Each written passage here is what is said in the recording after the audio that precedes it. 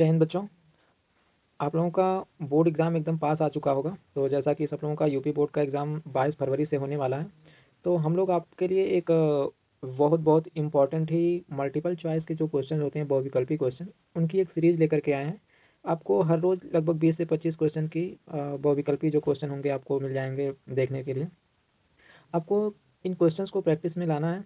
दरअसल अगर आप किसी भी एग्ज़ाम की जब तैयारी कर रहे हैं, तो उस एग्ज़ाम में अच्छे नंबर लाने के लिए आपको सबसे पहले तो आपका सिलेबस ध्यान में होना चाहिए कि आप अपने सिलेबस की पूरी बढ़िया से तैयारी कर लें, और एक बार कम से कम सिलेबस को तो ज़रूर ही रिवाइज़ कर चुके हों।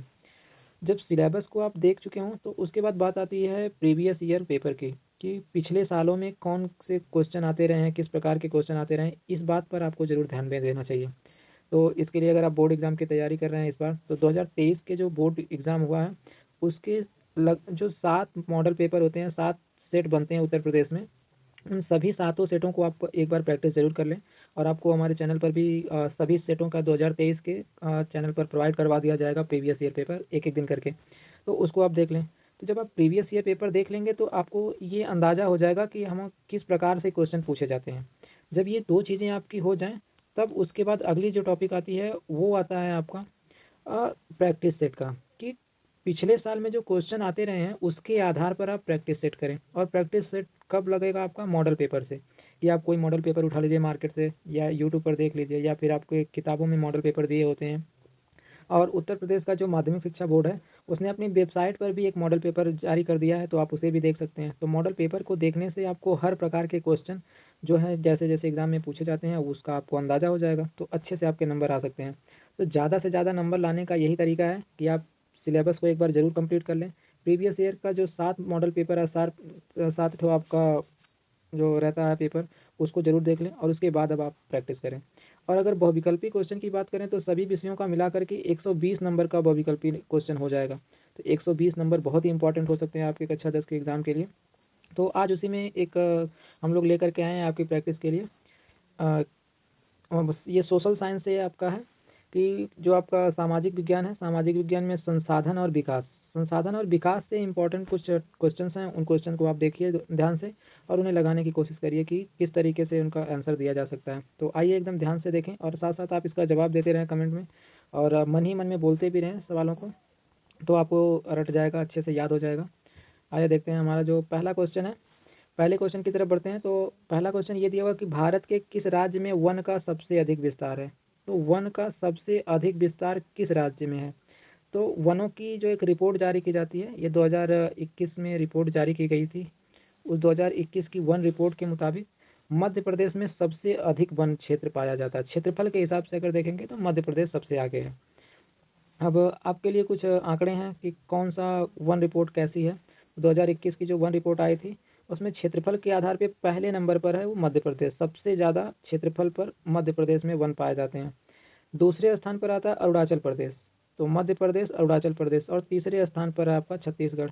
तो तीसरे चौथे स्थान का पूछा नहीं जाता बोर्ड एग्जाम में, ज़्यादातर जो पहले स्थान पे कौन सा राज्य है उसी के बारे में पूछा जाता है।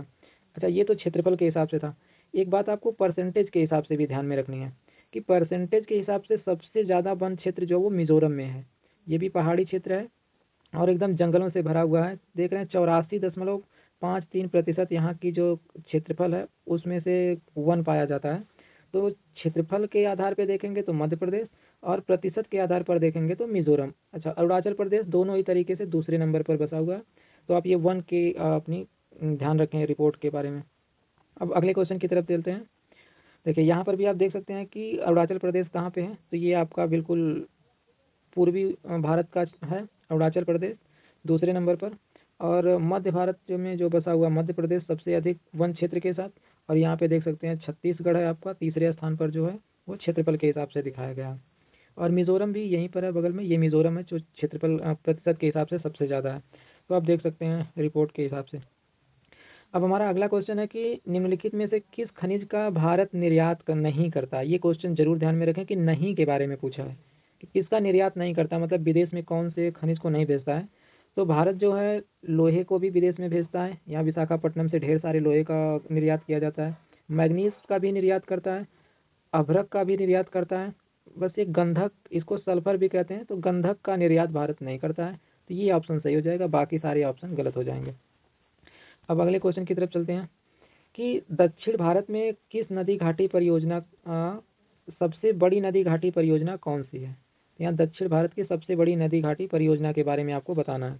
ऑप्शन है तुंगभद्रा, अमरावती, चंबल और हीराकुंड। तो ये कुछ नदियों पर बांध बना दिए जाते हैं और उस बांध के माध्यम से जो है कि बिजली उत्पन्न की जाती है या सिंचाई का काम किया जा सकता है, तो उससे परियोजना बोलते हैं, नदी घाटी परियोजना हम कहते हैं। तो दक्षिण भारत की सबसे बड़ी नदी घाटी परियोजना कौन सी है? तो देखें, ये दक्षिण भारत का मैप आपको दिखाया गया है। इसमें देख सकते हैं कुछ नदियां, एक है कृष्णा नदी, ये वाली होकर के जा रही है कृष्णा नदी, और कृष्णा नदी की एक सहायक नदी है, यहाँ पर देख सकते हैं तुंगभद्रा नदी। ये जो तुंगभद्रा नदी है, इसी तुंगभद्रा नदी पर सबसे बड़ी दक्षिण भारत की जो है नदी घाटी परियोजना स्थित है। इस नदी घाटी परियोजना से कर्नाटक और यहाँ पर आंध्र प्रदेश, ये दो राज्यों को फायदा होता है। इन दो जिलों में बिजली और पानी की सिंचाई की व्यवस्था की जाती है तुंगभद्रा नदी घाटी परियोजना से। अब कोई एक इमेज के साथ दिखा दिया जाता है, तो यहाँ से आप ध्यान में रखिए, तुंगभद्रा नदी घाटी बिल्कुल दक्षिण भारत में स्थित है, कर्नाटक और आंध्र प्रदेश में। देखिए, ये है कुछ, एक यहाँ पे बांध बना दिया गया है बड़ा सा, और इस बांध के माध्यम से इधर इतना सारा पानी रुक गया, इकट्ठा हो चुका है। अब इस पानी का उपयोग हम लोग सिंचाई के लिए भी कर सकते हैं, इसका मत्स्य पालन, मछली पालन वलन में भी उपयोग किया जा सकता है, और यहाँ से चाहे तो इस डैम का उपयोग करके बिजली भी बनाई जा सकती है।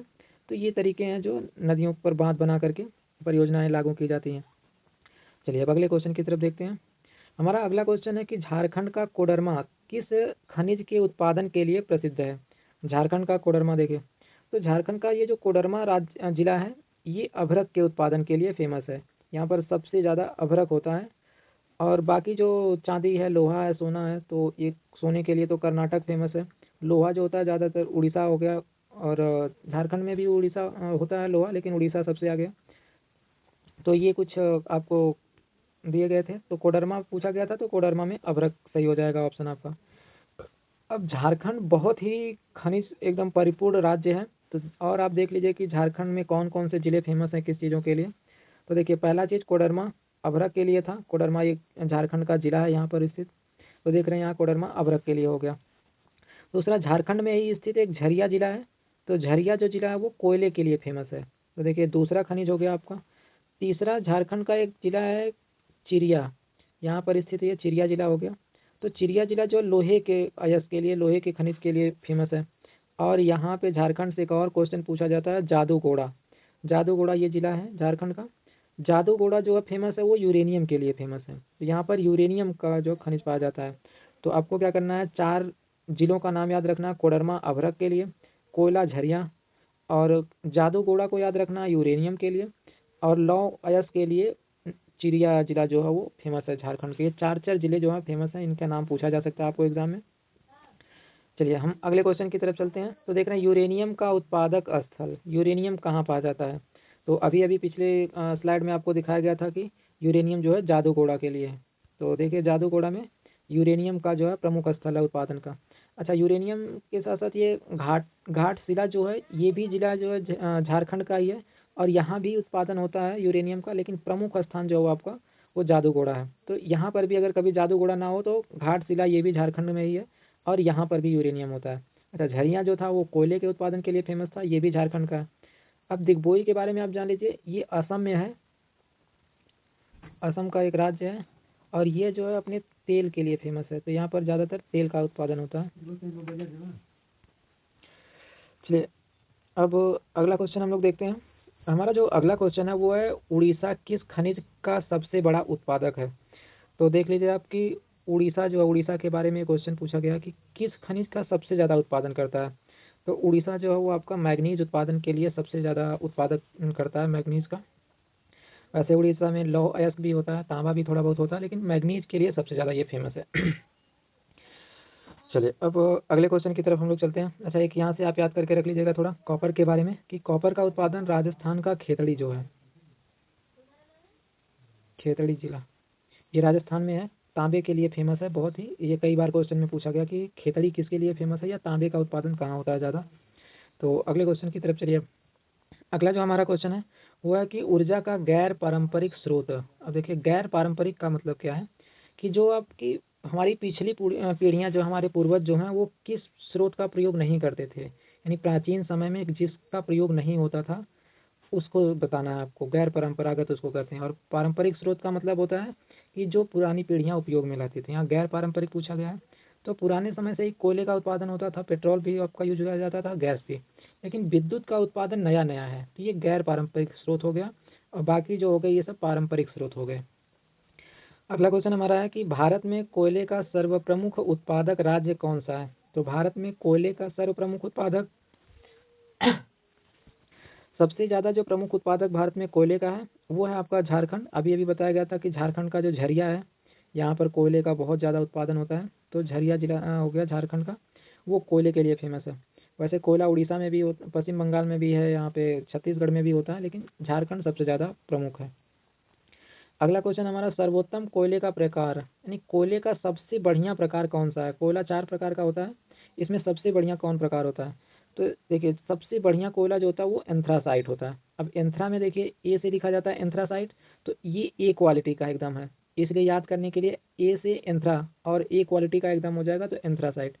इसके बाद दूसरा क्वालिटी आता है बिटुमिनस, तो देखिए ए के बाद ही बी आएगा, तो इसलिए बी से बिटुमिनस, ये दूसरी क्वालिटी का है। और इसके बाद तीसरी क्वालिटी का लिग्नाइट होता है। और लिग्नाइट के बाद सबसे जो बेकार कोयला होता है वो होता है आपका पीट कोयला। तो ये 4 प्रकार हैं, और इनका जो क्वालिटी का स्टैंडर्ड है वो घटता हुआ है, कि सबसे बढ़िया क्वालिटी का एंथ्रासाइट, उसके बाद दूसरा है आपका बिटुमिनस, और तीसरा लिग्नाइट और पीट कोयला। अब अगला क्वेश्चन हमारा, जो भाखड़ा नांगल परियोजना किस नदी पर है। तो नदी परियोजनाओं के बारे में अक्सर क्वेश्चन पूछ लिया जाता है, तो इसे आपको ध्यान में रखना है कि भाखड़ा नांगल, ये भाखड़ा नांगल 2 बांध हैं जो सतलज नदी पर बनाए गए हैं। इन दोनों ही बांधों को आप याद करके रखेंगे, दरअसल एक ही साथ पूछा जाता है अक्सर। तो भाखड़ा नांगल सतलज नदी पर है, ये पंजाब में स्थित है। कभी कभी राज्य पूछ लिया जाए तो पंजाब में, पंजाब और हरियाणा की सीमा पर है ये, तो सतलज नदी पर है ये। अगला क्वेश्चन हमारा जो है वो, एशिया का सबसे बड़ा परमाणु विद्युत गृह, एशिया का जो सबसे बड़ा परमाणु विद्युत गृह है वो कलपक्कम है।